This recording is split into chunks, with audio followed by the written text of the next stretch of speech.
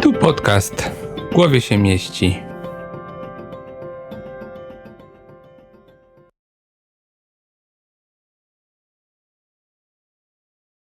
Hello, it's Wrap Your Head Around It podcast. My today guest, Chris Hayes.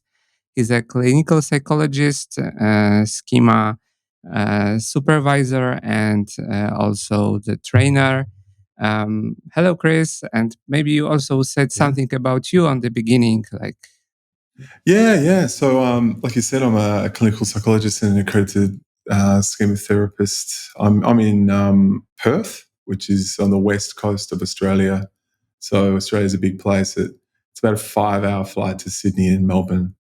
So it's the most isolated capital city in the world. So it's closer to Indonesia than it is to the rest of the country. And between Perth and the rest of the country, it's mainly just desert.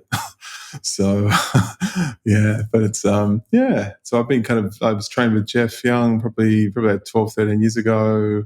Been really active in the training space.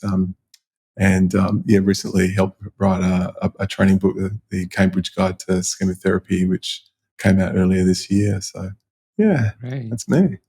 Yeah, and you also have your own podcast, What's the Schemata, yes, in Australia? Yes. So we've been doing that for probably the last couple of years. I think we're at about 40 episodes. So yeah, we're doing that. And I guess, I think it sounds like the angle of this talk is going to be around complex trauma. So my background in terms of work with this, I spent a good 8.5, 9 years working at a specialist service, working with complex trauma in the context of usually sexual assault or sexual abuse. So it's a specialist service working with sexual victims of sexual violence. So learned a lot, I think. A massive amount of stuff. You also have. I met you. I first of all, your podcast also inspired me to launch my own podcast, and also you have your online schema therapy trainings. Also, I purchased one for complex trauma, as you said, and I am during a training with you on the online course. So also I highly recommend it because it's a great thing. Yeah, so it's schematherapytrainingonline.com. So you do these static courses and online live courses, but it's all sort of online sort of medium. So yeah. And maybe on the beginning, because you specialized in complex trauma, so maybe on the beginning, why complex trauma? What's for you? What is so interesting in the trauma that you wanted to focus on the trauma and complex trauma? Well, I guess the job that I had for a long period of time, the clients would present with histories of usually sexual abuse or sexual abuse and sexual assault and this sort of stuff, maybe domestic violence in amongst this as well. So they were the kind of clients that we would get. And a lot of clients, usually with a lot of people that are working with schema therapy model, a lot of the time it would be, working with borderline personality disorder and personality disorders. But then you get these clients that obviously they wouldn't really fit for, a personality disorder, but they would have some symptoms that would be similar, but they would have a lot of symptoms related to, big T trauma, sort of through, like I said, so sexual violence or abuse or domestic violence, particularly growing up. So, I often do a lot of EMDR type treatment as well. So often we'll blend the two together sometimes if needed. But yeah, there was a whole stack of clients where, things like they weren't really bothered if I went on holiday. They didn't have abandonment kicking off. It didn't bother them, but they did have very similar, like possible interpersonal kind of problems and affect dysregulation issues that would sort of be similar to, a client presenting with more of a borderline presentation too. So, so I definitely think, over the years, I've definitely seen there's a shift over time, I don't know whether what's caused that necessarily. It's probably sort of part of the evidence and part of the way people think about trauma is a lot more pronounced. So you often see, clients that maybe I would have seen 20 years ago or 15 years ago, that you'd probably see them more as complex trauma now, possibly. Yeah, so it would be also, I think, a good question, like on the beginning, like patients with complex trauma. So, what are the most common symptoms of those patients? I mean, usually clients that present with trauma, they've, if it's straight PTSD, they've got, I usually say people that, people feel pretty raw, RAW, after, really, really difficult kind of events that, usually create really high levels of fear, really high levels of shame, those two emotions mainly. But, you usually get kind of, you're feeling raw, you have re-experiencing symptoms, you have flashbacks, intrusions, nightmares, your A is avoidance and agitation, agitation and arousal. So you feel edgy and anxious. And then the W is withdrawal and avoidance. So you've got all those sort of symptoms. But then with complex trauma, you've got things like interpersonal problems. So you're often having difficulty maintaining relationships and sustaining relationships. You got affect dysregulation issues. So, and that would fit with a lot of the work that we do with, mode flipping and things like that. And then often clients just have a really, like, they hate themselves, and they have really negative beliefs about themselves. They've got a really strong punitive critic often in that sense. So, so you got those three symptoms that are normal to what straight up PTSD would be. But then on top of that, you got this negative, view of self, like super negative view of self. And then you've got the affect dysregulation and the problems with relationships often. Yeah. So I guess it depends. I mean, some people can't. I mean, in some services, people come because they've had trauma and they want to do something about it because they think they've got some intrusions and things like that.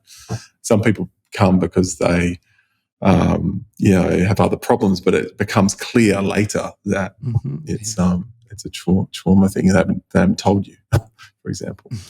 Yeah. How often they also have problems like addictions, like self-soothing? For sure. Common So there's often lots of addictive kind of problems, or sort of complex kind of, maybe domestic violence as well, like, perpetrators of that too, this sort of stuff as well. So and like, have you find something like that can like what's makes a difference between a complex trauma and, for example, personality disorder? And what's the common personality disorder that is like very similar to the complex trauma? Is it? Well, borderline. I mean, the borderline presentation can often get mixed up. I think that you often don't get a lot of really strong abandonment attachment kind of problems often with those sorts of clients. So, clients that, like I said before, they're not, like a client with complex trauma probably doesn't mind you having a bit of a break. I often would do pulses of work with someone where I'm like, let's do 6 months of work, let's have a couple of months off, come back and do another 6 months of work. A borderline client might find that really difficult, but with a complex trauma client, it wouldn't really kind of bother them. It would be okay for them because the attachment need is probably very different. Yeah. So that's one big thing. I think the other thing you often see is like, maybe it's, sort of sense of identity type stuff. Like you get clients that with a borderline presentation, the sense of identity is often hard to pinpoint. With a complex trauma, it might be a bit different. It might not be an issue. Someone, maybe changing their sexual interest or sexuality or jobs or, these sorts of things. They're often things that you often see, more of a borderline presentation sometimes. How do you think about like this like new, because now complex PTSD is in ICD-11. Yeah, and how do you think, how is it important to really do the to diagnose complex trauma? Because some of the like some researchers says that like the complex trauma is more like severe PTSD. Like in DSM-5, you have this D cluster, which is like almost is very similar to the DSO in complex trauma. So, like from your experience, how is it worth to like differentiate PTSD to complex trauma, and like what's your like thoughts? Yeah, I think on usually with things like with complex trauma to PTSD, you have kind of multiple events. You can't separate out the events. So it's not just I can have one, assault. I remember very clearly it's just a lot of assaults from different people, and I don't have a clear recollection of all of them. They're all kind of, sort of that could be a big issue. So look, to be honest with you and me, I've always been more of a,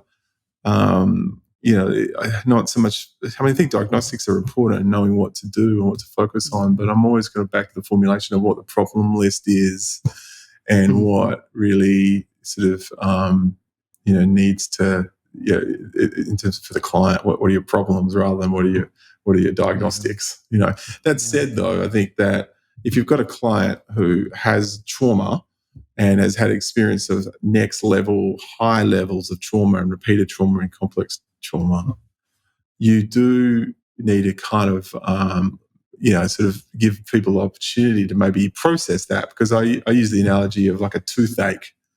I remember. Yeah, and it's like, you could have a really horrible toothache and you could be going to you for panic disorder or not, inability to sleep.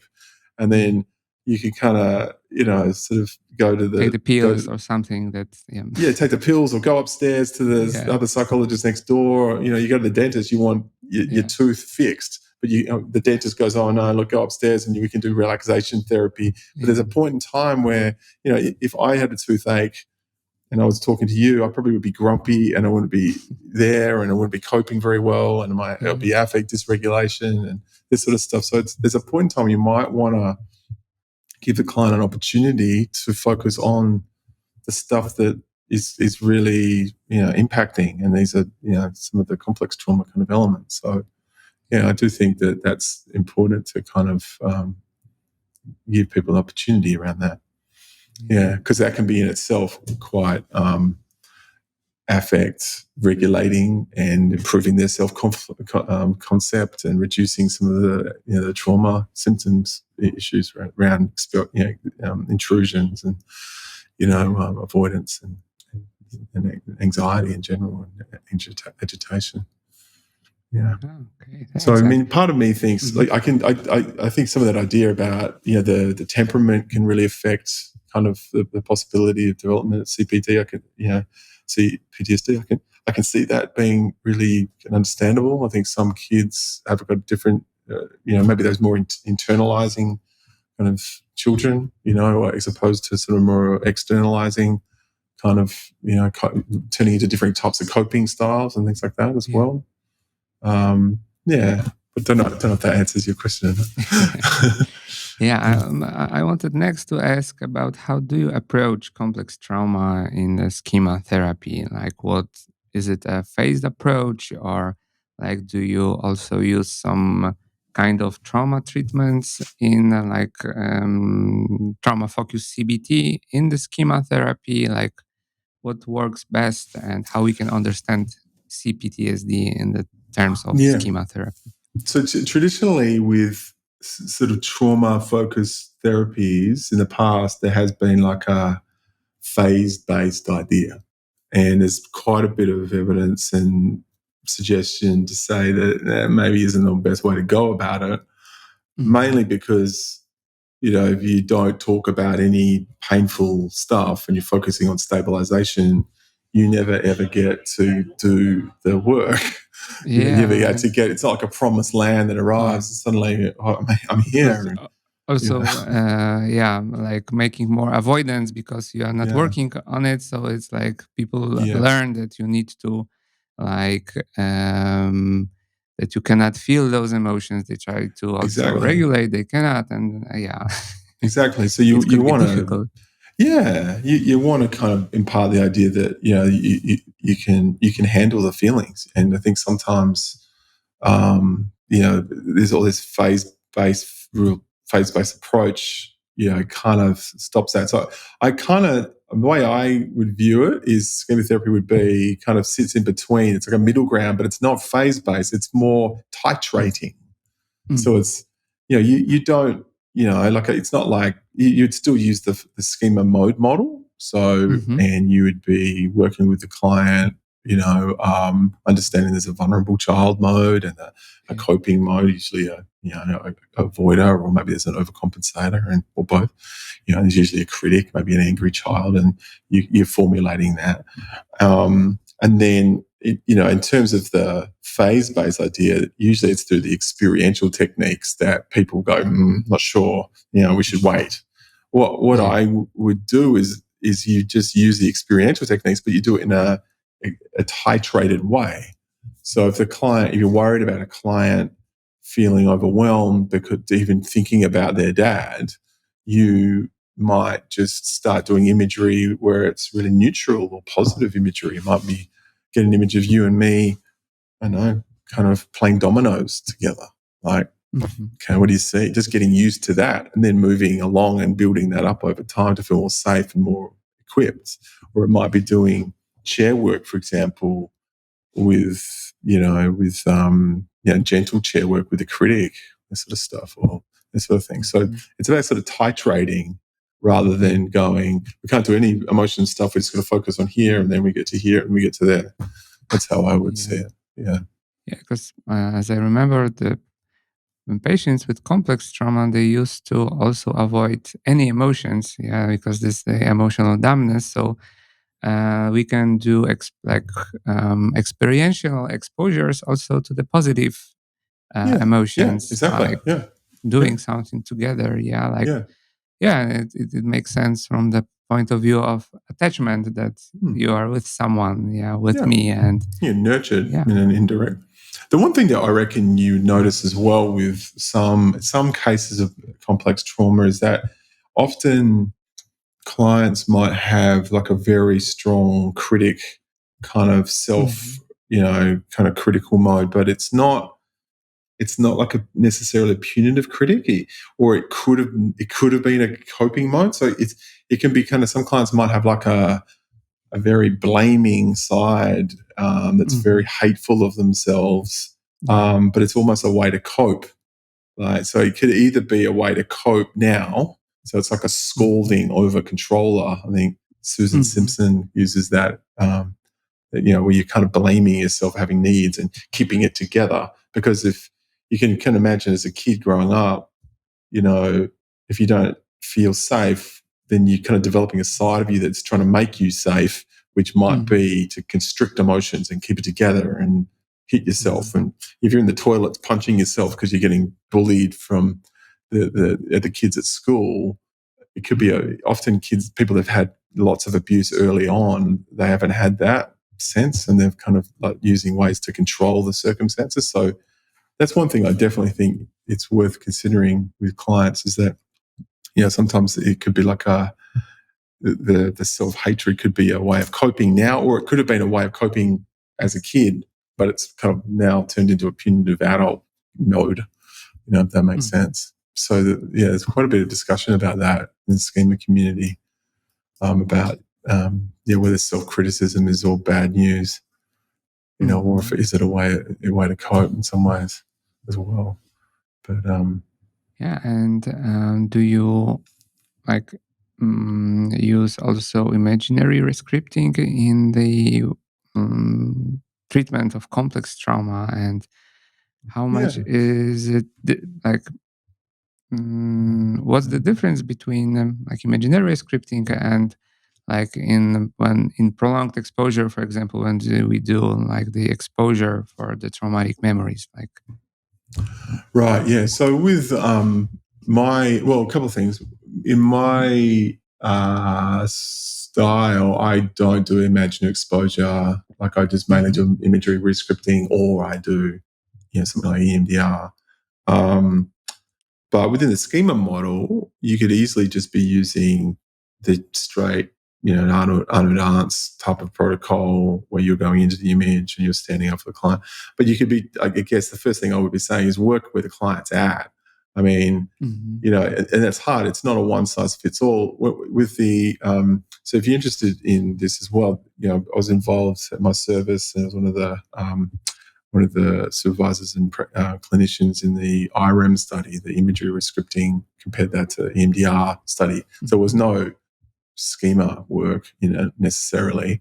Yeah. You did 12 sessions of imagery rescripting or 12 sessions of EMDR, and there were good outcomes for both groups. Both were seen to be very effective with childhood trauma. But a lot of those clients that did the imagery rescripting or the EMDR, they would definitely have met criteria for complex trauma. So it's really kind of about how willing someone is. If someone's willing, so the clients would come along for the treatment, they're willing, they wanted some help, they still have complex trauma, but they're willing and able. It's the clients that aren't willing and aren't able that it's a bit problematic. So if someone's willing and saying, I want to work on these memories that I have and this life I had growing up where I had all these things happening to me, and they're able to tolerate the emotion, then I would probably just go with that and just start something gentle and start moving forward. It's when clients don't want to talk about it. It depends what the presenting problems are. It's always problematic, to work on the motivation to the treatment.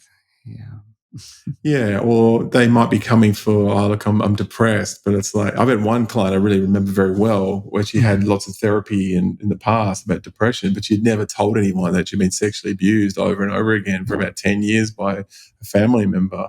And it wasn't until she told us she wanted some help with that, then sort of a lot of the depression lifted, she started having more compassion towards herself. She was the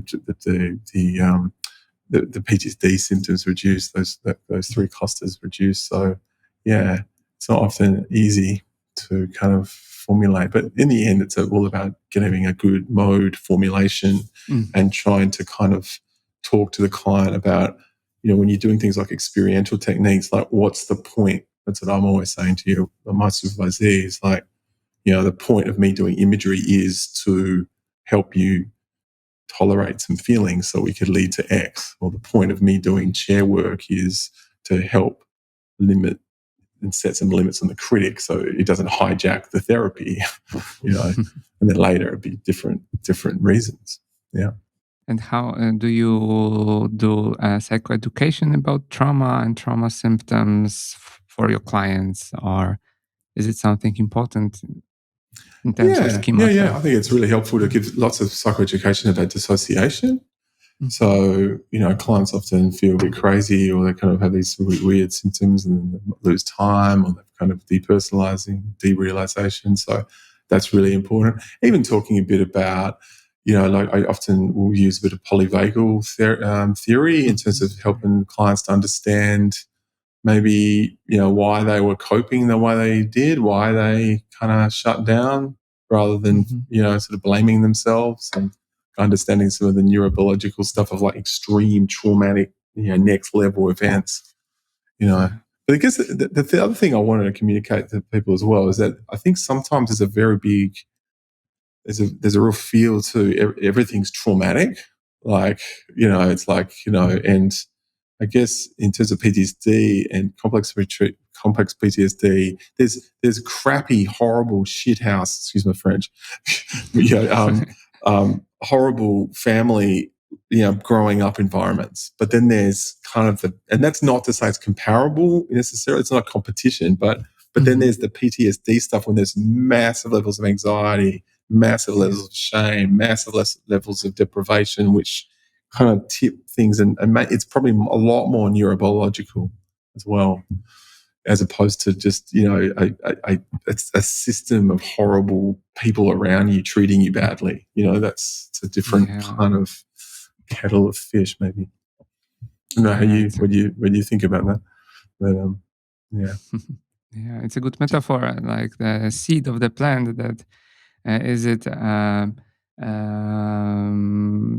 from like that when you put a seed into the ground, and if there is some gardener who is not treating good this seed, that it isn't a fault of the seed, that that it Beautiful. doesn't have a good care of others. Yeah, so it's like it's a nutrients. similar to trauma situation. Absolutely. How do you approach the detachment modes in the working with complex trauma? Do you have some special, ways to do it? Okay, so like we would say the dissociation is just a spectrum, like from I don't want to talk about it to I can't remember it to who are you? There's this kind of spectrum. But another way of keeping this in mind as well is often people that had become dissociated or overwhelmed with their emotions and start to tap out. It's often to do with the punitive critic mode, but it's just not kind of verbalized. That makes sense. So often clients might start to dissociate. It could be they just have a memory that pops up that's really upsetting, but it also could be maybe they're feeling a particular way and they've got the critic in their head just causing more distress, saying that they're worthless and no one cares about them and they're just being this and that, and that's more destabilizing. So I definitely think, I know it's kind of a weird way of thinking about it, but if you do see dissociation and more the dissociation type of presentation as opposed to more detachment, it's definitely worth asking about the critic mode. What's the critic saying about talking about your family? What does the punishing critic say about having your problems from now? Given that the abuse happened 30 years ago, like that can often be something, and often something it might be about loyalty, like you're being disloyal to your parents, and your dad, and this sort of stuff can be, but you just don't. It's not verbalized, so it's good to bring it out. Front of house. Exactly. It's very important topic because many of people with patients with complex trauma, they like want to defend their people that makes that traumatize them, and it could be difficult to like realize them that this is not good for them. Yeah, well, you get like you can see with things like sexual abuse where you have people that have been groomed, in that situation, and you can see how a vulnerable child mode has made an attachment to someone, based on circumstance. They've been abused, so it can be mixed feelings. That's the part of the thing. The vulnerable child mode is feeling confused and maybe I'm being a bit disloyal, or maybe the critic is there going, you are disloyal. And you can understand how that can be quite confusing for a client too. Is it common for people with complex trauma to have enmeshment and undeveloped self schema? Is it like possibly? Yeah, it depends. There's definitely, the big schemas that I would see would be definitely like the other directedness domain. So a lot, and sort of a sense of kind of feeling usually subjugated. Like that's the big thing. There's a power and control kind of situation. So if you've had a sense of kind of and that's just with complex trauma, you're having it when you're a kid. You don't have much power. If your dad's doing X, Y, Z to you, you don't have a sense of agency. So the big schemes would be things like defectiveness, subjugation, maybe emotional deprivation, maybe in some situations enmeshment, particularly with clients that maybe have had some sort of grooming with, or maybe there's been some trauma where one of the parents has been offloading a lot of their distress, and it's kind of like a circumstantial thing. Maybe mum's it's a domestic violence situation, and mum's, overly, getting their needs met through the children too, and things like that. So, yeah. And how long does it take to work with complex trauma? $1 million question.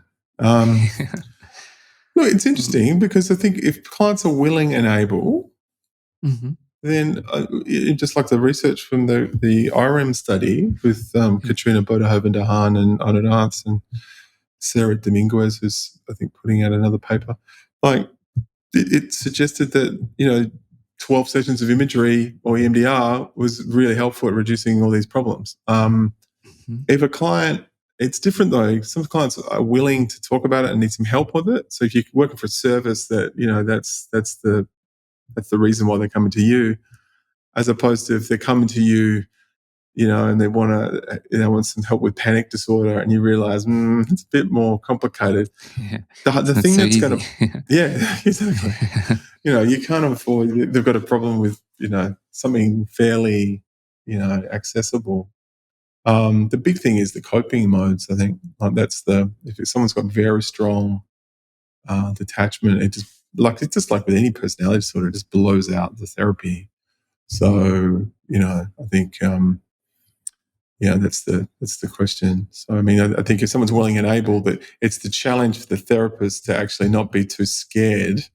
Because I get it. The thing that I wanted to convey to some people is that I've had lots of people come to me who definitely would meet criteria for complex PTSD, but they go to a therapist, and the therapist goes, "Whoa, this is full on. I can't deal with this. We'll just do something really simple. Why don't we do something on the whiteboard and we'll just focus on here and now issues?" Yeah. And they're wanting some help with this shitty, stuff. Yeah. But then they finish therapy and they go somewhere else and they have the same experience, rather than someone going, "Listen, this is a toothache. I think give yourself a chance. I can do something with it if you want to. If you don't, then that's a different thing." So, yeah. So that's my big thing, that if someone's willing and able, then so it's also from the the responsibility on the side of the therapist that that we don't have to be scared to work with traumatic memories and trauma, and to also made a good diagnose of the problem, but not only the toothache but also what's inside. Give people the impact of events scale and find out whether these events still bug them. If they do bug them, then there's a bit of a toothache. But I'm not saying to be kind of, totally unhinged and just to go in with a gun and just go, it's more about if you think you can help them, then you've got to try to do that and start slow and give it a go. But I think I've mentioned it in my trainings. Often I had a colleague of mine that went to another service. She had a client that went to another service. It was like a child service for sexual abuse.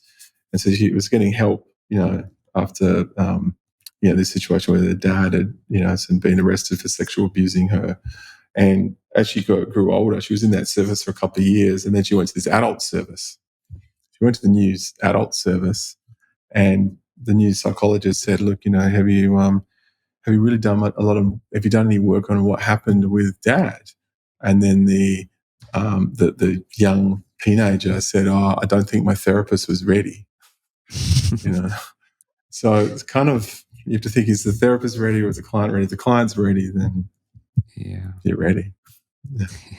Yeah, and I'm wondering, also how much there is a comorbidity between complex trauma and personality disorder, and how it influenced the therapy. Yeah. Good question. I don't really. It's obviously too complex already. I wouldn't necessarily. I think everyone has some sort of level of personality. I don't think necessarily I would be kind of more working on modes and what the client needs rather than needing to diagnose you that you meet X, Y, Z. I mean, most of the clients we present might meet with 3 or 4 diagnoses anyway, but with a complex functional PTSD, diagnosis. I don't know if that's going to be that's gaining anything necessarily. So it's the connecting with the client rather than to make else. Like many diagnoses, like that. This is something that doesn't help many. And my experiences are that many patients came with like whole book with diagnosis, and they still didn't been treated on anything. Yeah, exactly. I don't think it's so. I guess the acknowledging maybe the impact of some trauma is really important, but it's more about what's the legacy from that trauma. And the legacy might be themes. The legacy might be I hate myself. The legacy I can't be compassionate to myself, or I can't hold down relationships and I keep people away. These sorts of picking about 4 or 5 problems that are based on that legacy. Yeah, the way I would go. Yeah, maybe like 3 or maybe 4, like most important from your point of view, like the points of the successful treatment of complex trauma, like for specialists that would be maybe listening to our podcast. So what would you say about this, the good treatment of the trauma? I think formulating in mode terms of what that's essential. Kind of trying to understand and help the client to get an idea of that, and that's critical. And particularly around coping modes, I think being really clear on that. Like sometimes people get the critic and the maybe some overcompensation. That needs to be kind of ironed out. If clients are saying, I feel better if I blame myself and hate myself, then that's probably a coping mode. So that's one thing. So the formulation. Probably another thing is stop avoiding the therapist, and trying to provide a sense of, competency and confidence. Nobody really wants to go to see someone who is not looking that confident in what they're doing.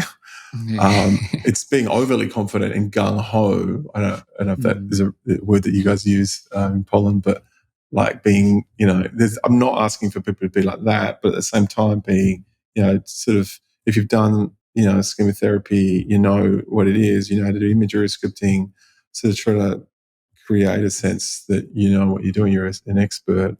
That does help because clients will go along with doing things like that as well. And I think also maybe in the things like the trauma field, often I will do a lot more kind of using things like the impact of event scale, using things like other trauma symptom scales to basically get a test, see if we're making any progress. It's quite easy to do that and doesn't take much time to do. So I think that's worth using to maybe do that every couple of sessions and it helps the client feel like they're making some progress on those key domains as well. Yeah, and I think that if you're doing trauma, if you're doing actual processing, as opposed to if you're not doing processing, I don't think it's necessarily. Yeah, and many times it helps, like only work on trauma helps on depression, on like many problems. It's pretty depressing being traumatized. Yeah. But it gets a lot of those themes. If you've been, subjugated and you feel powerless and helpless and you hate yourself. So those themes, latest things like depression can be starting to change as well. Clients feeling more empowered and more compassionate and this sort of stuff. Yeah. Great. Do you have some resources that you can recommend to us about complex trauma and trauma? Schema therapy, but not only, like that's something that maybe inspires you and like, or I know that I'm all the way on the other side of the planet, but there's a really, really good website called Blue Knot Foundation.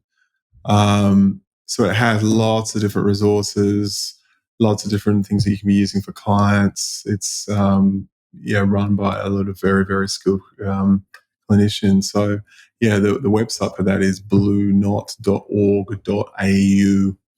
I can give you the link for that if you want, but that's one very useful resource. Yeah. And maybe like where we can find you, as you know, our listeners that maybe want to join your trainings and maybe some your resources. I was going to say the other thing, we've got in the chapter in the Cambridge Guide to Schemotherapy, there's a chapter that I wrote about working with trauma and complex trauma and dissociation. So that's worth looking at, chapter 14. So that's worth. So if you need to get hold of me, yes, probably the best. If you're interested in doing some training with us, we've got our website, chemotherapytrainingonline.com, along with my colleague Rob Brockman in Sydney, and we get other people around the world. Really, like we've got Wendy Bahari, who's doing a specialist course on empathic confrontation, and Lars Masden, who's in Australia too, doing work on forensic chemotherapy, and Susan Simpson doing stuff on eating disorders, and a number of different people. So we'll be building that up over time as well. So we've got about 15 courses. We have also translated into Polish language creative methods in schematherapy, and you also have there a chapter. That's right. That's another book. Will you be at the conference in Poland, in Warsaw? I don't know whether I'm going to be. I made a rule that I was going to try and travel less in 2024, and because it's a 26-hour flight, I might not be able to get there. But I really wish you the best for the conference, and I hope that it's a really great success. Yeah. Great. Okay, so thank you very much for sharing with me, with us, your knowledge, and it was, I think, the great information about schematherapy and trauma. So thank you very much. Oh, very welcome. Thanks for having me. Appreciate it.